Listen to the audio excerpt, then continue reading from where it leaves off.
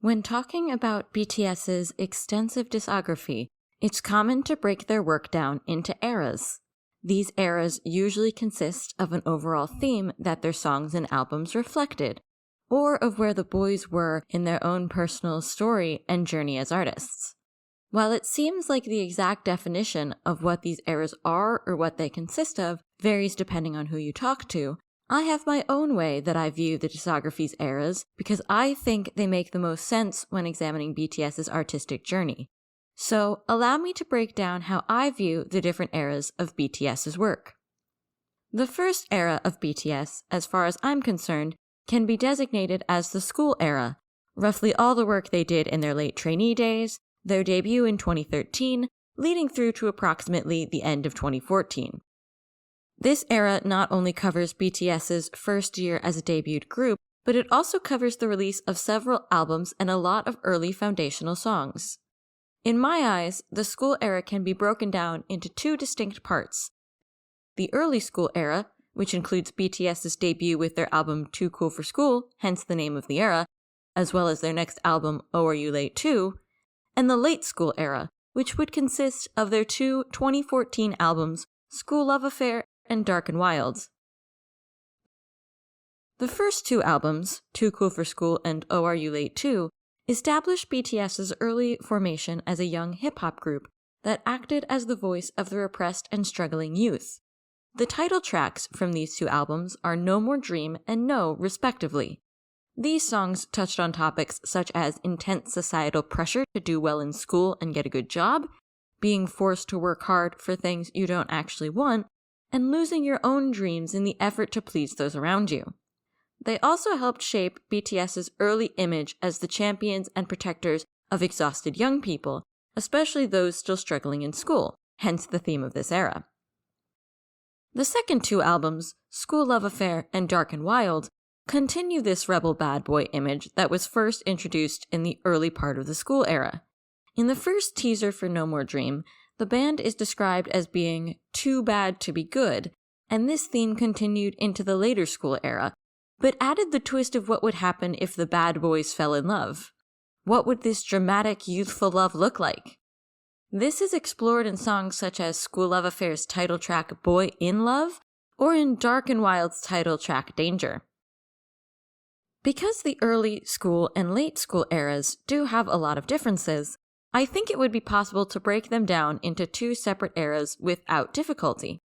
However, for the purposes of my analysis, I consider these four albums as part of the same era because I think they show BTS's foundation as young artists and how this eventually gave way to the more mature artists we know today. However, the Skool Era isn't just a relic of BTS's early history, but an important part of their journey and their artistry which is still highlighted today, with good reason. And this is another reason why I consider these four albums together, because they often show up together in later years. For instance, in the 2019 awards show season, Skool Era songs such as No, We Are Bulletproof Part 2, and Boy in Love were performed alongside newer songs as part of BTS's theme of past and present colliding. Additionally, Boy in Love and No are jumping off points for Map of the Soul era songs Boy with Love and On, as well as other older songs coming back around in sample form throughout Intro Persona, Interlude Shadow, and Outro Ego in that same era. The main thing that I think could potentially disprove this theory is that Big Hit themselves describe the Skool Era as a trilogy. By that definition, the Skool Era albums would be Too Cool for School, Oh Are You Late Too, and Skool Love Affair, which does make sense thematically and has symmetry with future eras. However, this breakdown also ends up orphaning Dark and Wild to be an era in and of itself, which seems odd to me, especially since many of the songs on Dark and Wild feel like natural progressions of the concepts introduced in Skool Love Affair. So, despite Big Hit's definition of these albums as the Skool trilogy, I still consider these four albums as the hallmarks of BTS's Skool Era. I believe the songs from this era go together well and are essential to understand modern BTS, so I think it's easiest to look at them together rather than as two different eras. Using this logic, The next era for BTS is known as the most beautiful moment in life, or alternately the HYYH era, referring to the term Hwayang, which expresses the same thought in Korean. Unsurprisingly, this era consists of the two albums of the same name, The Most Beautiful Moment in Life Parts 1 and 2, as well as the compilation album Young Forever. In BTS's discography and storyline, The Most Beautiful Moment in Life refers to youth, but also explores the hardships, struggles, and miseries that can come in youth alongside these golden moments. The HYYH era is also notable for a few very important reasons. It marked a gradual shift away from the themes of the Skool Era, subtly replacing the aggression with vulnerability in title tracks such as I Need You or Run.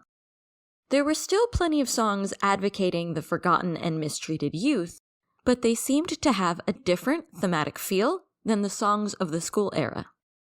That nicely leads me to the next reason why the HYYH era is so notable and what really sets it apart from the Skool Era. That, of course, would be the creation of the BTS universe, a complex, overarching, fictional storyline that formed the basis of this era's music videos. These videos, as well as related media, tell the story of 7 troubled young men, their friendship, and the struggles that plagued their lives, eventually bringing most of them to bad ends that one of the friends tries desperately to correct through several failed attempts. The stories depicted here are dark, gritty, and emotionally visceral, a marked difference to the pure swagger of many Skool-era music videos and leading to fan speculation and theories for years, my own included. Much like the Skool Era, the HYYH era is not only an important part of BTS's history, but it has echoes throughout the rest of their discography too. The BTS universe concept is a huge part of future music videos, such as the Wings short films in 2016 or Fake Love in 2018. This means that anytime the themes and messages of these videos are replicated in another, we are getting at least part of the BTS universe, and thus the HYYH era. Additionally, I see this era as being a distinct turning point for BTS's music because it ushered in artistic, stylized stories that were often dark, thought-provoking, and creative. This leads us directly into the Wings era. This era is significantly smaller in terms of content than the last two eras, having only its namesake Wings album and the follow-up mini-album You Never Walk Alone, but the Wings era is absolutely packed with content. To start, there's the highly aesthetic short films and music videos found throughout Wings, including the 6-minute-long video for its title track Blood, Sweat, and Tears. That doesn't even begin to cover the 2 music videos from the short You Never Walk Alone, among them being one for the song Spring Day, which is often considered one of the best BTS songs ever made, even to this day. Add to these things the massive Wings World Tour that took the band around the globe, and you have the makings of one of BTS's most densely packed eras ever, taking place from the release of Wings in late 2016 to the end of the Wings tour at the end of 2017. The Wings era continues the thematic changes introduced in the HYYH era and takes them a step further, leaning even more into aesthetic and creative storytelling as it examines the themes of youthful temptation and the struggle between good and evil. Drawing heavily on material from the philosophical coming-of-age novel Damien by Hermann Hesse, Wings is a decadent, gripping, mind-bender of an era. Here, BTS's personal stories are writ larger than ever, thanks in large part to their solo songs, which the group had never really tackled as a whole up until that point. Both albums in this era, in addition to continuing the BTS universe storyline, also continue the conversation about important issues faced by young people. For instance, Not Today encourages all the underdogs in the world to not give in to fear, pressure, or intimidation, and to continue pressing forward despite their limitations. This song also alludes to the metaphor of the bapse, the little bird in Korean parable who is supposed to know its place, and a popular subject in BTS's songs, including the song of the same name in HYYH, also known as Silver Spoon. Meanwhile, the moving and poignant Spring Day deals with themes of loss, grief, and longing, making reference to tragedies both real and fictional to tell a story about finding the hope to keep going until the spring day comes again. For so many reasons, Wings is a fascinating and unique era for BTS. There is so much going on in the Wings era that it almost forms a complete narrative in and of itself, from the dark short films that set the thematic stage, to the visually stunning music video for Blood, Sweat, and Tears that ties in the themes of good versus evil and temptation in a very classical sense, to the cathartic emotion of Spring Day in both lyric and video. Even the Wings concerts and their videos further the narrative. But I feel the Wings era also serves as a bridge of sorts between the older BTS and the modern BTS that many of us know today. As such, it overlaps significantly with the HYYH era that came before it, and the era that came after it, which leads us to our next era, which is arguably one of BTS's most important, the Love Yourself era. Following on the success of HYYH and Wings, as well as the completion of the Wings tour, which itself was seen as the end of a trilogy of concerts from the previous eras, the band's focus shifted again. Now the theme of youth matured even further, and the concepts of self-love and self-acceptance became the focus, leading to 3 albums entitled Love Yourself Her, Love Yourself Tear, and Love Yourself Answer, released from 2017 to 2018. The characters in the album's titles represent the fact that these albums were created to follow a basic narrative arc. In his V-Live discussing Love Yourself Answer, RM discusses the 4-part storytelling structure, beginning, development, turn, and conclusion, and talks about how the albums and their songs fit into this theme.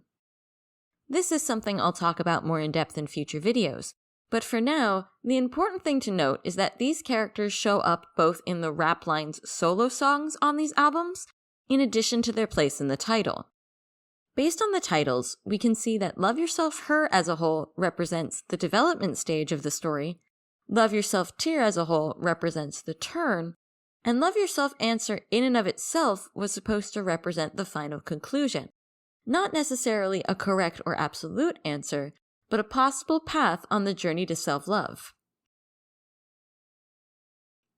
Through these albums, BTS explores the idea that true love begins with first loving myself, and many of the songs explore the themes of gaining and losing love, finding oneself after being lost in love, and then eventually coming into self-acceptance. We see this journey through the various albums' main tracks: the predestined love in DNA, the false affection of Fake Love, and the celebratory self-love of Idol. But we also see this theme in BTS's work outside of their music, which is one of the many reasons why this era is so important. During this time, BTS partnered with UNICEF, an agency of the United Nations dedicated to the welfare of children, to launch the Love Myself campaign. This campaign was part of an End Violence initiative seeking the protection of young people from various forms of violence in their lives. As part of that, the Love Myself message was spread through various social media platforms, and both the band and ARMY made donations to the cause. In 2018, RM also gave a speech at the United Nations talking about the campaign and the importance of self-love in his own life. There is a lot to love about the Love Yourself era, but for me, this speech was the most important, because finding it is the reason I became an ARMY. Even long after the Love Yourself era concluded, the campaign continued, and the messages of this era continue to resonate. This, combined with the enormous global Love Yourself World Tour, as well as its extension called Love Yourself, Speak Yourself, in reference to RM's speech at the UN, made Love Yourself a wildly impactful and memorable era.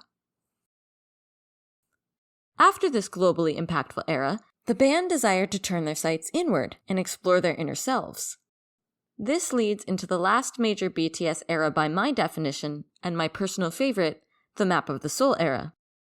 This era spawned 2 albums, 2019's Map of the Soul Persona and 2020's Map of the Soul 7, both of which were inspired by the works of psychologist Carl Jung. According to Jung's theories, the map of the soul is quite literally the inner workings of a person's consciousness and personality, representing the things we show the world, the things we hide even from ourselves, and the true self at our core. In order to be a truly self-aware person, he believed, we need to acknowledge and embrace these three parts of ourselves. They are the persona, the shadow, and the ego, which are represented in this album through the rap lines intro, interlude, and outro respectively. Throughout these albums, these themes are explored in vulnerable, emotional, artistic ways through both group and solo songs. They make use of art, dance, music, and visuals to tell the story of following the map of the soul on the journey to true self-actualization. Influenced by the writings of Jung himself, as well as generations of Jungian scholars, these themes are spread throughout the album, not just the rap lines tracks, and all the parts of the map of the soul are explored. In addition to this obvious link, Map of the Soul 7 in particular seems to represent the pinnacle of BTS's journey as artists, exploring both their good and bad, their lights and shadows, their struggles and triumphs. The album came out in their 7th year as 7 members, hence their use of a number that is both known for its luck and its importance to BTS and ARMY. As mentioned earlier, this era is also full of BTS reimagining and reinterpreting themselves, looking to the past as a way to look forward. Rather than erase those moments, the Map of the Soul era is marked by BTS bringing the old and the new together, using the past to recreate themselves and reboot themselves as they comfort and inspire themselves, each other, and us as their fans. Of course, the unfortunate reality is that many of the grand plans for the late Map of the Soul era never came to be because of the pandemic. The Map of the Soul World Tour was cancelled, almost all of BTS's planned live performances for music shows had to be done either with no audience or remotely, and On, their title track, couldn't be performed for a live audience until the Permission to Dance on Stage in Los Angeles concerts in late 2021. Fun fact, I was at that concert first day, and On finally getting to debut was definitely one of the most amazing parts of the night.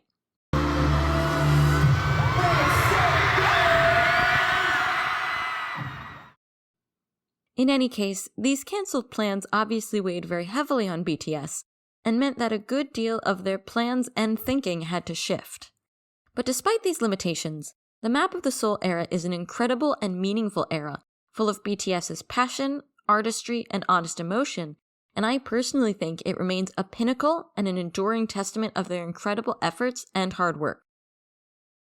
In my opinion, I think these 5 eras really paint the best picture of BTS's discography, themes, and artistic journey. They're broad definitions, but to me, thinking of the concepts and themes of BTS's work in this way allows me to really identify and break down the way these concepts overlap and develop. But of course, it's not a universal way to structure things. In fact, it's common for many ARMY to consider every BTS comeback an era in and of itself. Because of that, it's not unusual to see people refer to songs as eras. For example, the Fake Love era, often referencing a specific type of theme or performance category. Because of this, we also see the comebacks post-Map of the Soul 7, sometimes referred to as the Dynamite era, the B era, or the Butter era, respectively. So how do I choose to classify these things? Personally, in my own era breakdown, I consider pretty much everything that happened after early 2020 to be grouped under the general umbrella of the post-Map of the Soul era, and don't really view them as quite so defined as previous eras were, in large part because many of the songs produced in this time period, mid-2020 to present, aren't really tied together by any specific theme or concept like the eras mentioned up to this point. As such, when I speak about these things, I usually speak of them as individual pieces. This is something that goes for BTS's Japanese releases, as well as their personal works. When it comes to BTS's Japanese songs, how I define them changes a bit depending on what the song is. Any Japanese version of a song, for instance, belongs in that song's era. As an example, the Japanese version of Blood, Sweat, and Tears can go with the original in the Wings era. But when it comes to original Japanese songs, such as Lights or Stay Gold, I tend to not really put those into a specific era in the official sense, but more in the broad sense. For instance, using these two songs as an example, I don't really consider either song as Map of the Soul era songs, despite the fact that they came out in 2019 and 2020 respectively. Instead, I merely gauge when they were done in the grand scheme of things, but don't pay too much attention to them as thematic tie-ins, since they often don't follow the themes of the Korean albums. I'll occasionally mention the Japanese albums as part of the whole, because albums like Face Yourself being released during the Love Yourself era, or Map of the Soul The Journey being released in the Map of the Soul era are interesting tie-ins.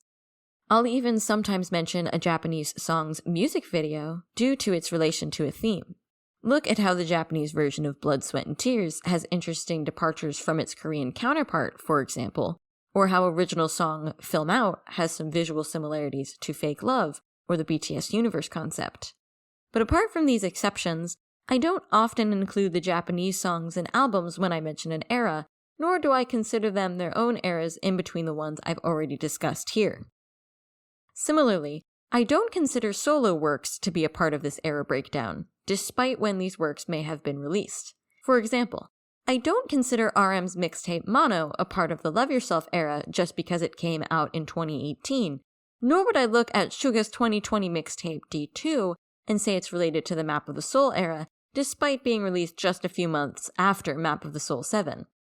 This is because the rapper's mixtapes are often years in the making, and as such they include songs and snippets that the Rapline members may have originally started years prior, giving them little to no bearing on a current era. Additionally, solo songs and individual mixtapes are naturally based on the preference of the artist working on them, and what they want or need to say in the moment. So again, they often have little bearing on the overarching themes of a group album or era. That being said, there are some instances in which specific solo songs were originally going to be included in main albums, and, for one reason or another, were shifted to individual mixtapes or other projects. But because those are more interesting stories than anything actually tying a song to an era, I'll be covering those in a separate video down the line, so stay tuned. So, just to recap how I choose to break down BTS's eras, we have the Skool Era, the Most Beautiful Moment in Life era, the Wings era, the Love Yourself era, and the Map of the Soul era. Not only will I be referencing these concepts and their albums a lot, but I know I'll frequently refer to the eras by these names, so I wanted to make my ideas and thoughts clear. But no matter which era you enjoy the most, which era you became ARMY during, or which era's songs and videos you choose to listen to, you have some great choices. All of these eras are unique, meaningful, and part of BTS's rich discography and amazing history. As such, all of them deserve to be explored and shared as we continue to appreciate BTS's work and theorize about their messages together.